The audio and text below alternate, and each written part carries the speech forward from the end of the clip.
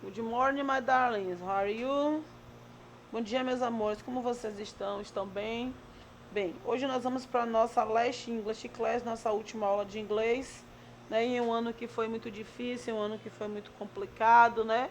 Tivemos que enfrentar diversas barreiras, mas chegamos aqui, né?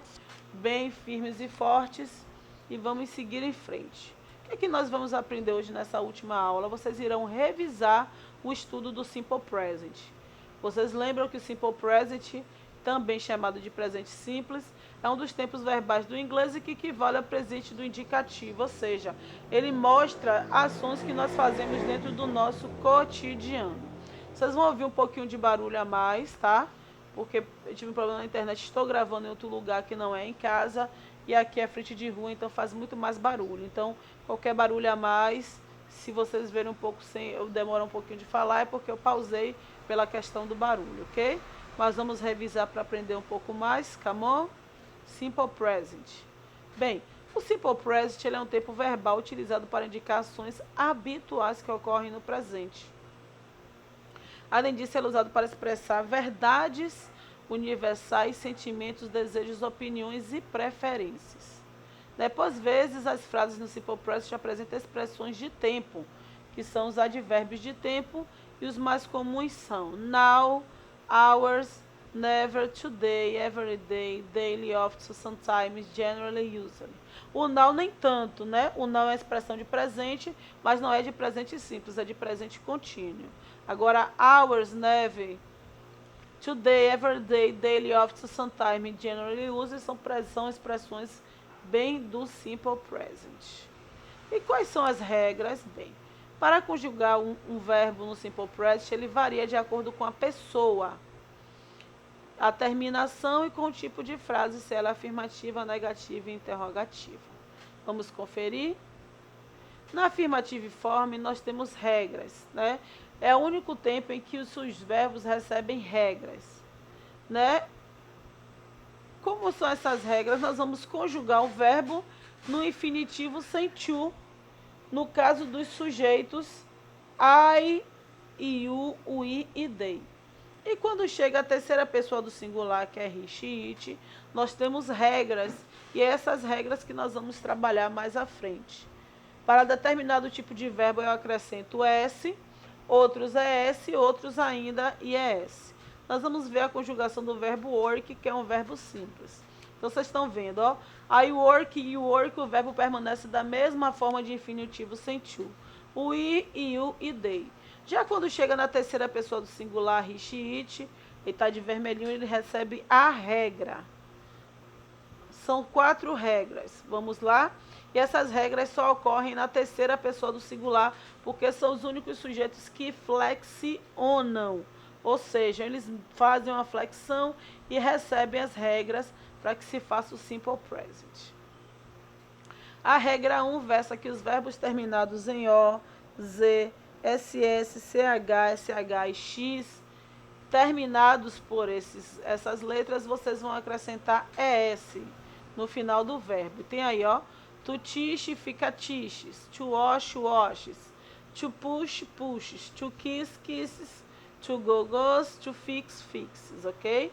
Já a segunda regra versa que os verbos terminados em Y, e se esse Y for precedido de consoante, tira-se o Y e acrescenta-se IES. For example, to fry, ó, terminou por Y.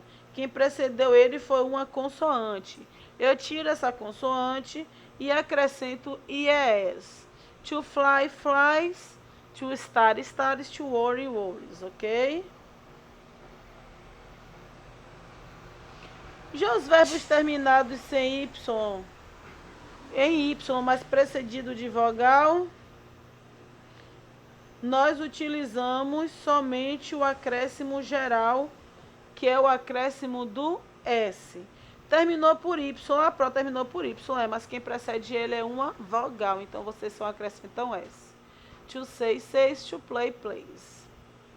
Já os demais verbos, ou seja, os que não estão inseridos nem na primeira, nem na segunda, nem na terceira regra, vou acrescentar somente o S É o caso de to eat, eats, to love, loves.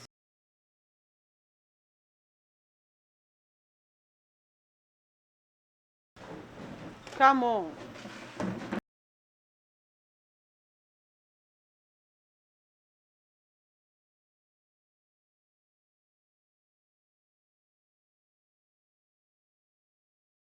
Come on, vamos lá. Vamos ver a posição desses verbos nas frases afirmativas.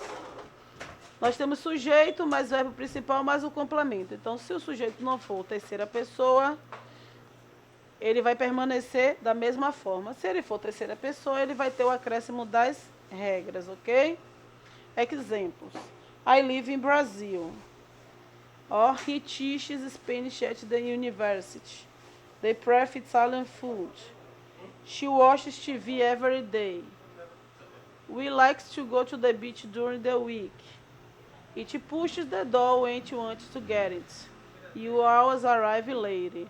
Observe que vocês estão aqui com os sujeitos normais, o verbo com a mesma forma de infinitivo sem to. Para he, she, it, os verbos com as regras, ok? Observe aí, a maioria recebe o acréscimo do S, terminado em SS, SH, CH, X e O acrescento S. Terminado por Y precedido de consoante, eu tiro o Y e acrescento IS. E Y precedido de vogal, eu acrescento somente o S, ok? Já na forma negativa, nós utilizamos o auxiliar do e das. O do ele é utilizado para os pronomes I, o I e o they, e o das para he, she, it. Só que na forma negativa, eu tenho o acréscimo do... Eu preciso colocar o meu auxiliar na forma negativa. Ou seja, quem auxilia na forma negativa é o don't ou o doesn't, ok? Vamos lá.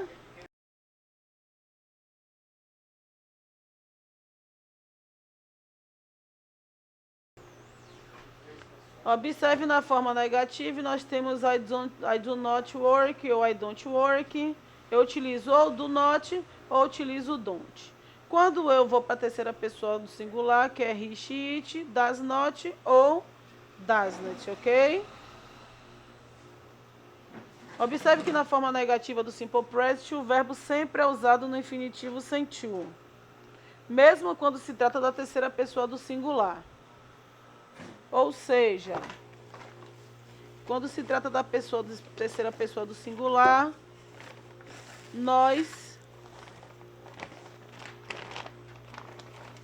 vamos utilizar os auxiliares don't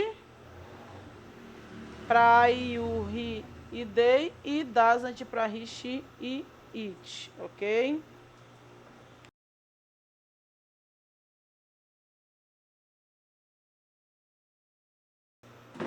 Go.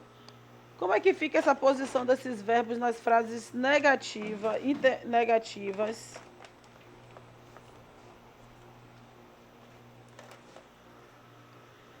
Nós temos o sujeito, nós temos o verbo auxiliar, nós temos a partícula de negação, o verbo principal e o complemento. I do not live, ou na terceira pessoa, he does not ou does not, they don't. Se eu não tenho terceira pessoa, é does not. Os outros sujeitos, don't ou do not. Mas está sem a contração. Vocês podem utilizar sem a contração, mas o mais comum é vocês utilizarem contraídos, ok? Observem a tabela aí. Vocês têm aí o do mais not don't, o das mais not doesn't, ok? E a conjugação.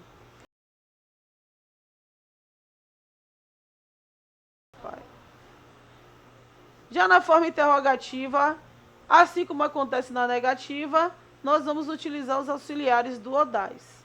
Só que agora, ao invés de usar no meio, depois do sujeito, nós vamos usar no começo da frase.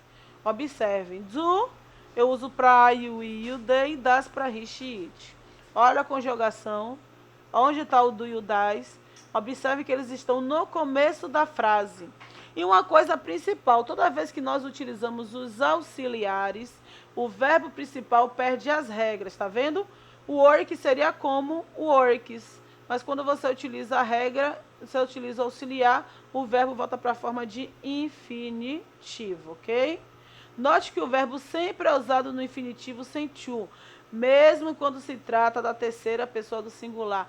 Somente tem regras na forma afirmativa. Nas frases interrogativas, aí vem primeiro o verbo auxiliar, sujeito, o verbo principal e complemento, que está aí. Do I, does he, do they, does she, do we, tá certo? E como é que eu faço? Já no verbo to do, é importante, né? O verbo to do significa fazer. No entanto, no simple present, ele é usado como verbo auxiliar que complementa a formação das frases negativas e interrogativas, ou seja, ele não tem tradução, não tem significado, ele está ali só auxiliando o verbo principal. Para dar as respostas negativas e afirmativas, yes ou no, eu dou a pergunta, ele veio, do you like chocolate? Yes, I do. No, I don't. Do I need a pencil? Yes, you do. No, you don't. Porque quando eu pergunto com you, respondo com I. Agora, se eu pergunto com I, eu respondo com you. Do they like? Does he like chocolate? Does she like chocolate? Does it have four wheels? Vamos ver a tabela do verbo conjugado, fica como o verbo love, ó. I love you, love. Quando chegar na terceira pessoa, eu acrescento a regra. Loves, loves, loves, volto para o normal. Já na forma negativa, eu utilizo o auxiliar. You don't love, he does not love. Observe que o love perde a regra, né? Porque estamos utilizando o auxiliar. Assim como na forma interrogativa, esse do vem para frente da frase. E o verbo principal na terceira pessoa do singular perde a regra. Nós temos um resumão aí, as regras, afirmativa e terminação, O, Z, S, S, C, H, S, H, X, eu acrescento S, e Y precisa de consoante e S, Y precisa de vogal somente o S, nos demais verbos acrescento S. Já na negativa, eu utilizo o verbo sem o to, para o auxiliar don't para I, you, they, o auxiliar doesn't para he, she, it, e na forma interrogativa, do e das na frente da frase. Vamos praticar? Vocês vão receber o link do Google Forms e vão responder, ok, meus amores? Qualquer dúvida, é só me procurar no privado. Bye, bye, kisses.